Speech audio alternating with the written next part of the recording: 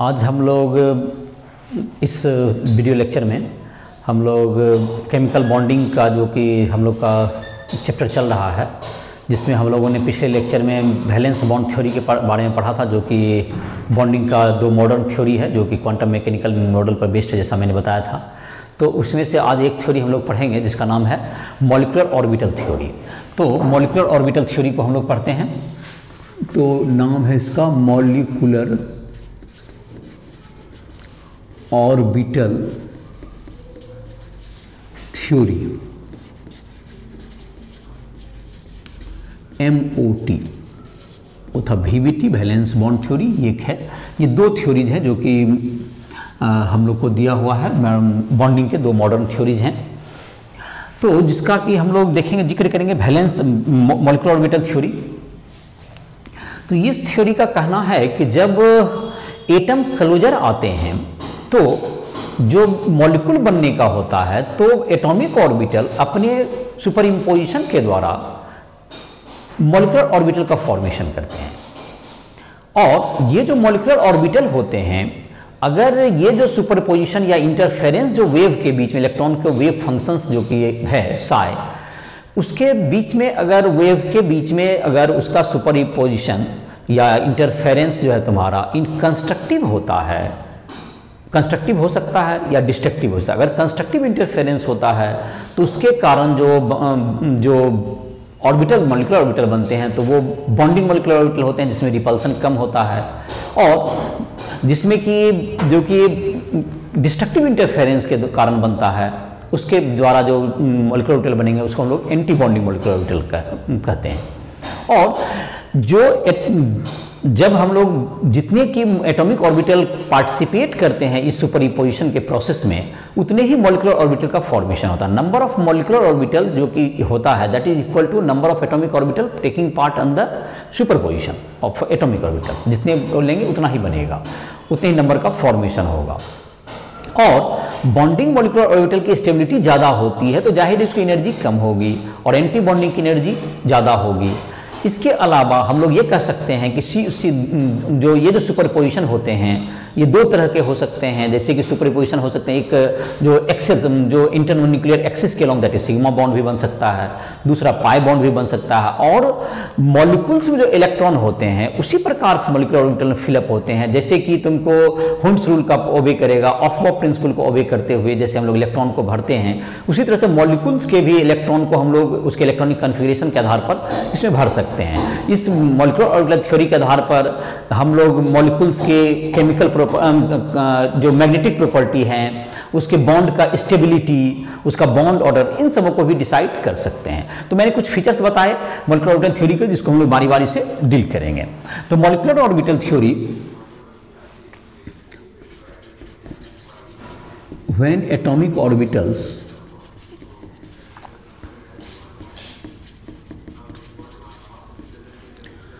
come closer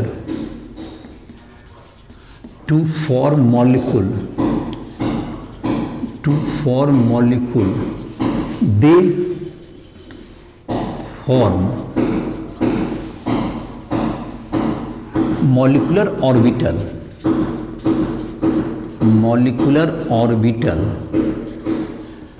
by superimposition of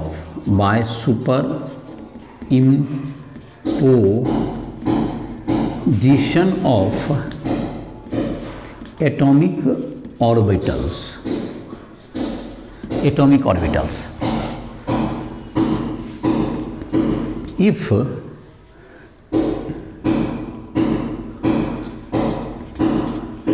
wave function psi A and psi B interfere constructively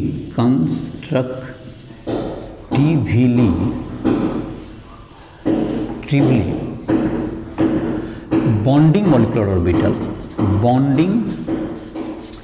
molecular orbital BMO is formed, that is psi A plus psi B. इन दोनों का ये constructive interference, if they super impose, they interference, if the interference is destructive,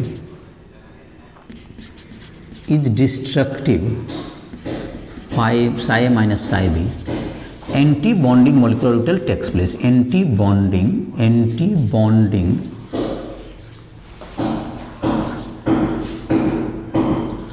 molecular orbital is formed. Anti bonding molecular orbital form करेगा। जबकि तुमको ये बनेगा, तो anti bonding orbital जो होता है तुमको जो बनता है, तो बॉन्डिंग की molecular orbital has higher energy, lower energy than atomic orbital. BMO has lower energy than atomic orbital, इससे कम होता है, एटॉमिक ऑर्बिटल से कम होता है। ABMO has higher energy than atomic orbital, इसकी एनर्जी ज़्यादा होगी। ऑफ कोर्स दोनों के मतलब कि तो BMO का ज़्यादा होगा और ABMO का ज़्यादा होगा और BMO का कम होता है एनर्जी। तो जाहिर है स्टेबिलिटी उसी के जस्ट उल्टा होता है। इसका मतलब कि BMO की स्टेबिलिटी ज़्यादा होगी और ABMO की स्टेबिलिटी कम होगी। और इस तरह से हम लोग क्या कर सकते हैं, इसको कंस्ट्रक्टिव और डिस्ट्रक्टिव इंटरफेरेंस के कारण ये तुमको टेक्स प्लेस होता है। और नंबर ऑफ जो ऑर्बिटल्स होते हैं, जो number of molecular orbitals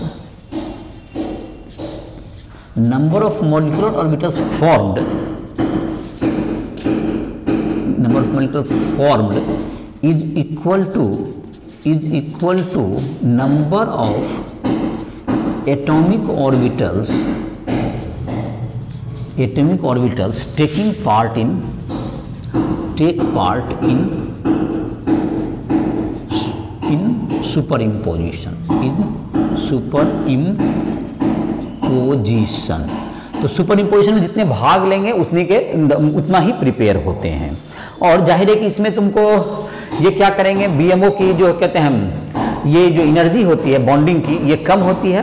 bonding molecular orbital जो तुम्हारा होगा, bonding molecular orbital has lower energy than anti bonding, मतलब बॉन्डिंग BMO का तुमको होगा कम, एटॉमिक ऑर्बिटल का उससे ज़्यादा, ABMO का एंटी बॉन्डिंग मॉलिक्यूलर का उससे ज़्यादा। तो ये तुम्हारा बॉन्डिंग में एनर्जी का, ये एनर्जी और स्टेबिलिटी जस्ट इसका उल्टा, स्टेबिलिटी इसका ज़्यादा, इससे मतलब बढ़ जाता है। तो ये तुम्हारा हो गया, इसके फॉर्मेशन से बनेगा। अब जहाँ तक कि ऑर्बिटल्स का बात है, ऑर्बिटल्स तुमको सिग्मा और तुमको पाई, दो तरह के जो कि ऑर्बिटल्स का फॉर्मेशन होता है। तो चलो तो इसको नोट कर डाउन कर सकते हो, इसको लिख सकते हो। अब तुमको जहाँ तक है, जब दो तरह के जो ओवरलैपिंग होंगे जो ऑर्बिटल्स के, तो दो तरह के ओवरलैपिंग होते हैं। तो एक होता है जो इंटरन्यूक्लियर एक्सिस के लॉन्ग जो ओवरलैपिंग से जो बनते हैं, जो उसको हम लोग कहते हैं सिग्मा मॉलिक्यूलर ऑर्बिटल, जो सिग्मा टाइप के बॉन्ड बनेंगे। और दो होगा जो कि साइड वाइज बनेंगे, जो perpendicular to the internuclear axis होगा, उसको हम लोग कहेंगे एंटी बॉन्डिंग, उसको हम लोग कहेंगे पाई मॉलिक्यूलर ऑर्बिटल। तो इसको लिख लेते हैं हम लोग।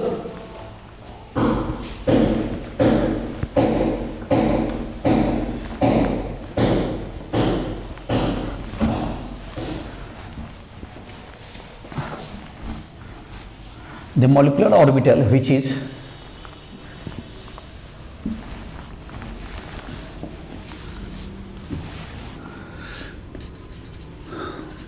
the molecular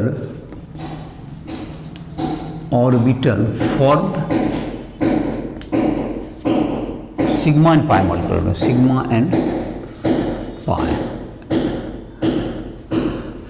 and pi molecular orbitals. The molecular orbital formed by the overlapping of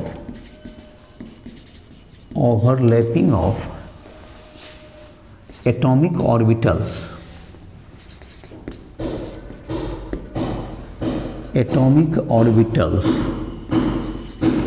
along internuclear axis, internuclear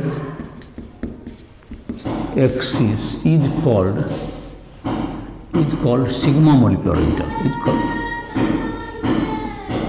sigma molecular orbital. And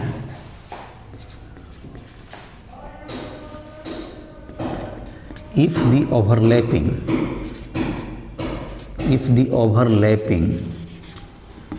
takes place sidewise, pi molecular orbital is formed. तो ये दो तरह का हो सकता है, सिग्मा हो सकता है और पाई भी, दोनों तरह के हो सकते हैं। और ये जो तुमको इलेक्ट्रॉन जो होते हैं, ये किसके आधार पर भरते हैं? ये जो इलेक्ट्रॉन होते हैं, इलेक्ट्रॉन जो है तुमको एनर्जी के बढ़ते क्रम में भरेंगे। जैसे एनर्जी का जो तुम्हारा बढ़ते क्रम फॉर मतलब कि जो एनर्जी होते हैं तुम्हारा, ये जो कि energy electron फिल्स up in molecular orbital according to their increasing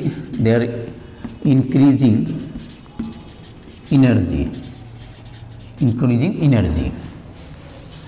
It obeys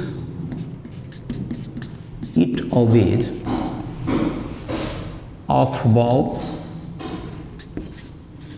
and Hund's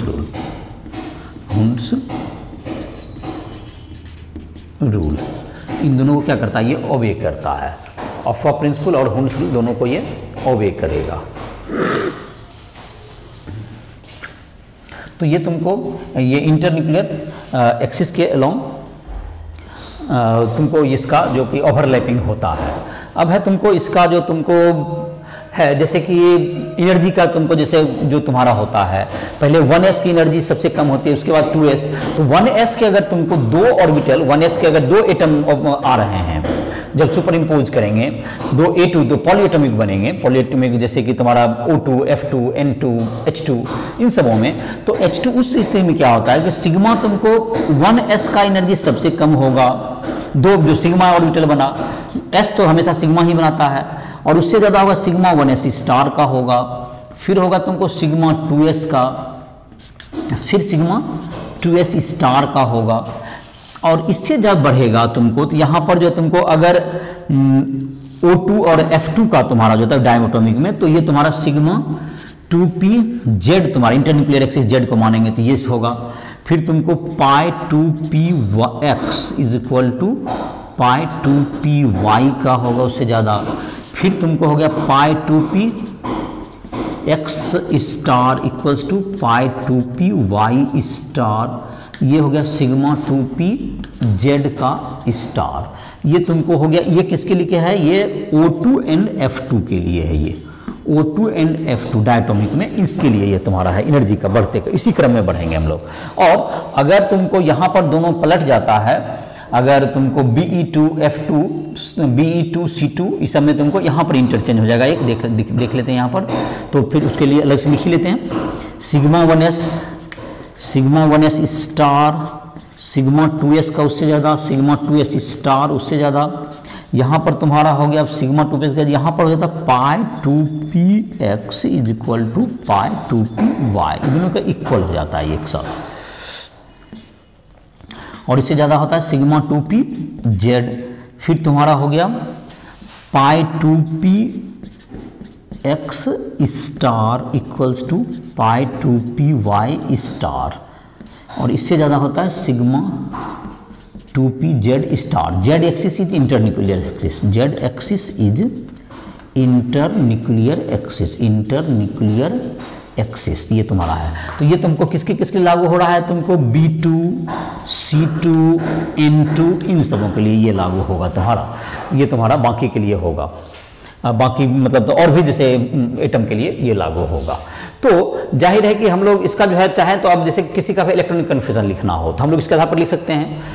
जहां तक कि बॉन्ड ऑर्डर होता है, बॉन्ड ऑर्डर डिफाइन किया गया है तुमको, bond order equals to 1/2 into number of electrons in number of electrons in BMO bonding molecular orbital minus number of electrons in ABMO। इसको सिंबल दे देते हैं, इसको सिंबल देते हैं NB और इसको सिंबल दे देते हैं NA। तो half into NB minus NA। तो दूसरा शब्द में कहूँगा बॉन्ड ऑर्डर इक्वल्स टू क्या होगा, सिंबल के रूप में लिखें तो half into NB minus NA। Bond order more, bond stability, bond length shorter and bond enthalpy higher, bond enthalpy and stability higher, bond enthalpy and stability higher. तो bond को तोड़ने में ज़्यादा एनर्जी लग जाएगी अगर बॉन्ड ज़्यादा होगा तो। जहाँ तक मैग्नेटिक प्रॉपर्टी की बात है तो मैग्नेटिक प्रॉपर्टी में क्या होता है, तुमको मैग्नेटिक प्रॉपर्टी में देखेंगे कि अगर ऑल पेयर्ड इलेक्ट्रॉन हो गया, मैग्नेटिक प्रॉपर्टी यहीं पे थोड़ा सा लिख देते हैं। अच्छा मैग्नेटिक प्रॉपर्टी बाद में लिख करके उसके बाद तुमको इलेक्ट्रॉनिक कन्फिगरेशन बताते हैं। चलो इसको नोट कर सकते हो। और नोट्स इसका डिटेल चाहो तो राइट ऐप को प्ले स्टोर से डाउनलोड करके उस पर नोट्स मिल जाएगा तुम्हें। जेईई मेंस एडवांस इन सब क्वेश्चन पेपर भी मिल जाएंगे तुमको, क्वेश्चन सॉल्व कर सकते हो। Objective subjective JEE mains advance NEET इन सब क्वेश्चन पेपर भी तुमको ऑब्जेक्टिव सब्जेक्टिव दोनों प्रैक्टिस के मिल जाएंगे। सब्जेक्टिव के लिए तुम प्रैक्टिस के लिए और चाहोगे सब्जेक्टिव में भी प्रैक्टिस कर सकते हो। और एनसीईआरटी बुक से तो बनाना है ही, उसको सॉल्व करो। एग्जाम्पलर प्रॉब्लम है उससे बनाओ। जहाँ भी दिक्कत हो रहा है, क्वेश्चन नहीं बन रहा है, तुम राइट स्टूडियो ऐप से में तुमको हमारा जो है कॉन्टैक्ट का नंबर दिया हो, तुम पर्सनल भी हमसे हेल्प ले सकते हो उसमें पढ़ाई में। तो अब इसको जो है हम लोग देख रहे थे इसका कि मैग्नेटिक प्रॉपर्टी की बात करते हैं। मैग्नेटिक प्रॉपर्टी में तो मैग्नेटिक प्रॉपर्टी की बात करें, magnetic property all electron paired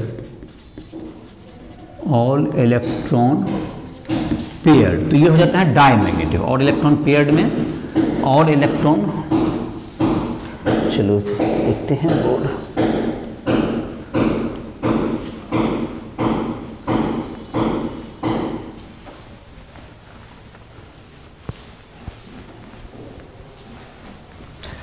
magnetic property है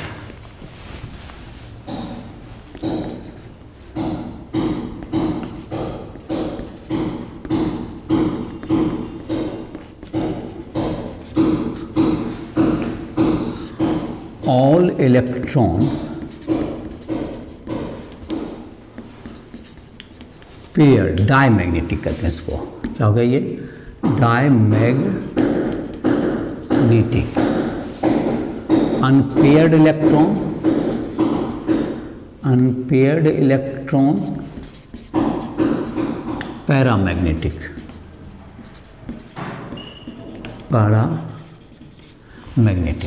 तो अनपेयर्ड में ये पैरामैग्नेटिक होगा। तो जैसे कि कुछ एग्जांपल्स के द्वारा हम लोग अभी देखेंगे जिसमें कि ये पता चल जाएगा कैसे कैसे मॉलिक्यूल हैं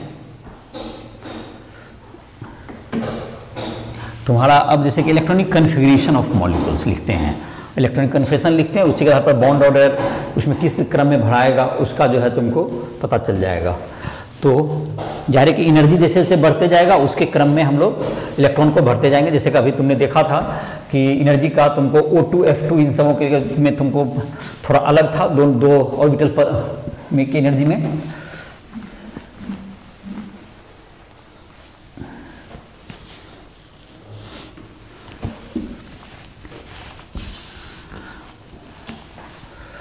तो अब है तुमको electronic configuration of molecules, electronic configuration of molecules. Diatomic molecules का ही हम लोग देखेंगे। जैसे कि तुम्हारा है, अगर हम पहले हम O2 का चर्चा करें तो ऑक्सीजन का क्या होता है, ऑक्सीजन का होता है तुमको 8 होता है electronic number, atomic number 1s2 2s2 2p, तुम्हारा कितना हो गया 2p4, तो 8 हो गया तुम्हारा। तो इसमें जो है तुमको p के 3 ऑर्बिटल होते हैं, इसके s के एक होते हैं। अब O2 का इलेक्ट्रॉनिक कन्फिगरेशन O2 का लिखते हैं। O2 में कितने इलेक्ट्रॉन हो गए? 16 इलेक्ट्रॉन। तो O2 में देखो कैसे बनेगा, जिसके जो ये एटॉमिक ऑर्बिटल में है ये, अब ये मॉलिक्यूलर ऑर्बिटल बने तो 1s का जो 2 एटम आएगा तो वो क्या बनाएगा? Sigma 1s। इसमें 2 इलेक्ट्रॉन आप भरिए सबसे पहले, फिर इससे भरेगा तुमको तो सिग्मा 1s स्टार बनता है, ये तो 1s का हो गया तुम्हारा K सेल। अब तुमको सिग्मा 2s में तुमको 2 इलेक्ट्रॉन इसमें रहेंगे, फिर सिग्मा 2s2 स्टार, इसमें भी क्या हो गया? तो 4 इलेक्ट्रॉन हो गए, यहाँ तक s तक हो गया। इसमें p में 4 इलेक्ट्रॉन है, एक एक ऑक्सीजन एटम, तो 8 इलेक्ट्रॉन होंगे तुम्हारा जो यहाँ पर ऑर्बिटल बनेंगे, और यहाँ पर तीन इसके ऑर्बिटल हैं, 3 उसके 6 ऑर्बिटल बनेंगे। तो 6 ऑर्बिटल में हम लोग देखते हैं कि हम लोग को तो जाहिर है कि इलेक्ट्रॉन कितने इलेक्ट्रॉन बचे हैं? 8 इलेक्ट्रॉन हैं। तो हम लोग को देखते हैं कितने लेवल कहाँ तक जाता है। तो सबसे पहले जाएगा O2 के लिए देखा होगा था तुमको 2pz जो है तुम्हारा इंटरन्यूक्लियर एक्सिस अगर z है तो इसमें पहले 2 इलेक्ट्रॉन हो जाएंगे, इसमें सिग्मा बॉन्ड बनेंगे। फिर अब तुमको जो है π2px और π2py का तो एनर्जी इक्वल ही होता है, तो अभी हमारे पास इलेक्ट्रॉन है बचा हुआ 6, और इसमें 2 दे दें तो हमारे पास अभी भी 2 इलेक्ट्रॉन बच जाएंगे, तो ये इसमें भी 2 हो गया। अब तुमको यहाँ पर जो है इसके बाद आता है π2px स्टार और इक्वल्स टू π2py स्टार। मेरे पास इलेक्ट्रॉन है 2, तो एक एक दोनों में चला जाएगा। तो इस प्रकार से क्या हो गया, ये O2 का इलेक्ट्रॉन, और सिग्मा 2pz में जो है उसमें कोई इलेक्ट्रॉन नहीं जाएगा, इस सिग्मा 2pz स्टार में। तो वहां पर चुके अब इलेक्ट्रॉन बचा ही नहीं, मेरे पास 16 इलेक्ट्रॉन था, 16 इलेक्ट्रॉन यहाँ पे भरा गया। तो इसमें इलेक्ट्रॉनिक कन्फिगरेशन ऑफ ये O2 का हो गया। इसमें जहां तक कि इसका चाहेंगे हम लोग तो ये कैसा होगा, मैग्नेटिक प्रॉपर्टीज की कैसी होगी। तो इसमें जो ये 2 जो इलेक्ट्रॉन है लास्ट वाले जो कि एंटी बॉन्डिंग जो पाई वाला बना हुआ है, ये अनपेयर्ड है, क्योंकि दोनों में अलग अलग है, दोनों में पेयरिंग नहीं हुआ है। तो O2 has unpaired electron, hence it is paramagnetic, hence it is paramagnetic। अब जहां तक इसका बॉन्ड ऑर्डर की बात करें, bond order is equal to क्या था 1/2 number of electron in bonding minus number of electron in anti bonding. तो बॉन्डिंग में कितने इलेक्ट्रॉन हो गए देख लो, बिना स्टार वाला को काउंट करो, तो बिना स्टार वाला काउंट करोगे तो 10 इलेक्ट्रॉन है, और स्टार वाला में 6 इलेक्ट्रॉन है तुम्हारा, तो that's a bond order is 2। तो ये 2 हो गया इसका बॉन्ड ऑर्डर। अब जैसे कि कोई कहेगा O2 प्लस का बताइए, तो O2 प्लस में क्या हो जाएगा, 15 इलेक्ट्रॉन का एक इलेक्ट्रॉन तुमने निकाल लिया, तो O2 में 16 इलेक्ट्रॉन तो 15 इलेक्ट्रॉन में जाएगा, तो कहां पर हो जाएगा, इसमें 1 इलेक्ट्रॉन यहाँ पे एंटी बॉन्डिंग से तुम घटा दोगे, यहाँ पर इसमें जो है तुमको एंटी बॉन्डिंग में इलेक्ट्रॉन नहीं होगा यहाँ पर। तो यहाँ पर अगर बॉन्ड ऑर्डर की बात करें तो 10 माइनस यहाँ पे क्या जाएगा, एंटी बॉन्डिंग में तुमको तो 5 इलेक्ट्रॉन ही हुए, तो इसका बॉन्ड ऑर्डर 2.5। तो O2 प्लस का बॉन्ड ऑर्डर कितना होगा, bond order of O2 plus is equal to क्या होगा, हाफ इंटू 10⁻5 होगा, दैट इज 2.5। इसका मतलब O2 plus is more stable then O2, और ये तुम्हारा ज्यादा स्टेबल होगा, ये ज्यादा स्टेबल होगा, क्योंकि इसका जो है तुमको इसी तरह से O2 माइनस करेंगे तो इसमें देखो 10 माइनस क्या हो जाएगा, इसको एक और बढ़ जाएगा इलेक्ट्रॉन, 2 एक में डबलिंग करना होगा हमको, तो 10⁻7 1.5, तो वह उससे भी छोटा होगा। तो ये O2 मतलब O2 प्लस का स्टेबिलिटी ज्यादा होगा, O2 प्लस का सबसे ज्यादा होगा, इसमें तो दोनों बॉन्डेड है सबसे ज्यादा, फिर O2 प्लस की स्टेबिलिटी आएगी, फिर O2 की स्टेबिलिटी आएगी, फिर O2 माइनस रहेगा तो इसका होगा, फिर O2 माइनस की स्टेबिलिटी होगी। तो इसका स्टेबिलिटी का एक क्रम है, स्टेबिलिटी ऑर्डर। और ये तुम्हारा क्या होगा, इसका स्टेबिलिटी ऑर्डर, जैसे इसका बॉन्ड ऑर्डर क्या है, सबसे ज्यादा है, बॉन्ड ऑर्डर ज्यादा होगा तो बॉन्ड लेंथ भी सबसे कम होगा। इसका बॉन्ड ऑर्डर अधिक होना मतलब कि बॉन्ड लेंथ भी कम से होगा, बॉन्ड की स्टेबिलिटी सबसे ज्यादा है। तो ये तुम्हारा हो गया बॉन्ड ऑर्डर ज्यादा होता है तो बॉन्ड लेंथ कम होता है, और स्टेबिलिटी भी ज्यादा होती है उसके। तो ये तुम्हारा हो गया, ये तुम्हारा बॉन्ड ऑर्डर तुमको जैसे जैसे बढ़ेगा तो वो तुम्हारा उस क्रम में उसकी स्टेबिलिटी को सजाया गया।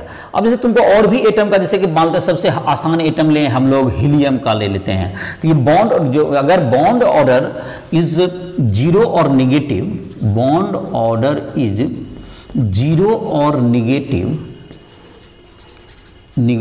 It means the molecule is the molecule is unstable, the molecule is unstable. जैसे He2 की बात करें, He में क्या होता है He2, तो हीलियम का होता है 2 इलेक्ट्रॉन 1s2 ही इलेक्ट्रॉनिक कन्फिग्रेशन है, इसमें तो सिग्मा 1s2 2 इसका और 2 4 इलेक्ट्रॉन है तुम्हारे पास, तो सिग्मा 1s2 स्टार। इसका बॉन्ड ऑर्डर निकालें, बॉन्ड ऑर्डर इसका निकालेंगे तो 1/2, बॉन्डिंग में भी 2, एंटी बॉन्डिंग में भी 2, तो 0 हो गया, इसलिए अनस्टेबल हो गया। ये क्या हो गया? अनस्टेबल। और जहाँ तक मैग्नेटिक प्रॉपर्टी की बात करें तो ये कैसा होता, अगर ये स्टेबल मॉलिक्यूल बनेगा तो सारा तो पेयर्ड इलेक्ट्रॉन होता, तो ये डायमैग्नेटिक होता, डायमैग्नेटिक होता। तो ये तुम्हारा, ये देखो ये अनस्टेबल मॉलिक्यूल हो गया। और अगर हम लोग N2 की बात करें, N2 का इलेक्ट्रॉनिक कन्फिग्रेशन ऑफ N2, तो N2 का अगर बात करें तो यहाँ पर खैर इसको मिटा सकते हो, इसका स्टेबिलिटी वेरिएबल का ऑर्डर देख लिया होगा, इसको लिख लो। तो N2 में जब हम लोग लिखेंगे अगर इसका, तो N2 में क्या होगा, यहाँ पर जो ऑर्डर है या C2 का लिखेंगे तो वो यहाँ पर एक ऑर्डर में चेंज होता है, तो उसको चेंज करना पड़ेगा हमको। तो O2 का इसको डिलीट कर दिया।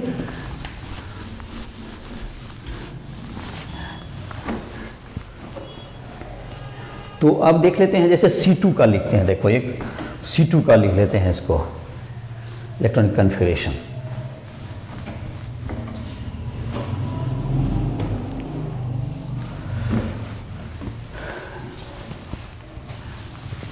इलेक्ट्रॉनिक कॉन्फ़िगरेशन ऑफ N2, चाहे लिख लो इलेक्ट्रॉनिक कॉन्फ़िगरेशन ऑफ N2। तो N में कितना होता है?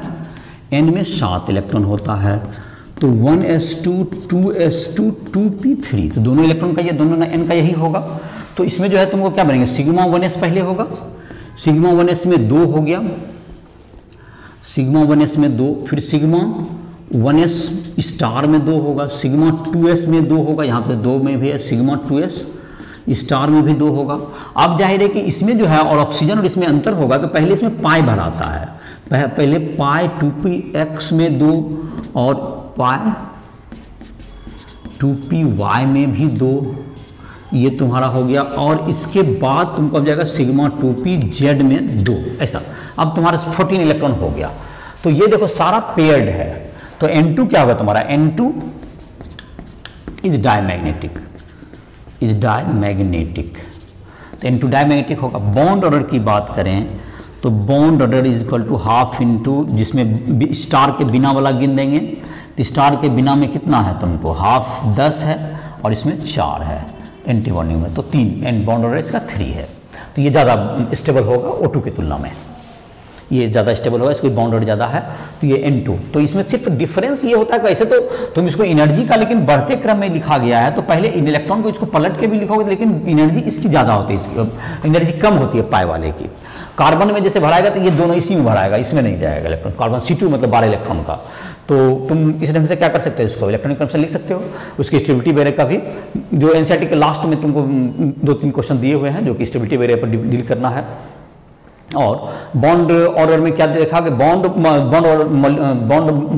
जो हमारा है, जो कि मॉलिक्यूलर ऑर्बिटल थ्योरी है, उसमें क्या कहा गया कि जब 2 एटॉमिक ऑर्बिटल साथ आते हैं, एक क्लोजर आते हैं, तो वो बॉन्डिंग मॉलिक्यूलर ऑर्बिटल का फॉर्मेशन करते हैं। और मॉलिक्यूलर ऑर्बिटल 2 तरह के होते हैं, एक बॉन्डिंग मॉलिक्यूलर ऑर्बिटल और एक anti bonding. Bonding molecular orbital जो है एटॉमिक ऑर्बिटल से उसकी एनर्जी कम होती है, और एंटी बॉन्डिंग की एनर्जी एटॉमिक ऑर्बिटल से ज़्यादा होती है, जो डिस्ट्रक्टिव इंटरफेरेंस से बनते हैं।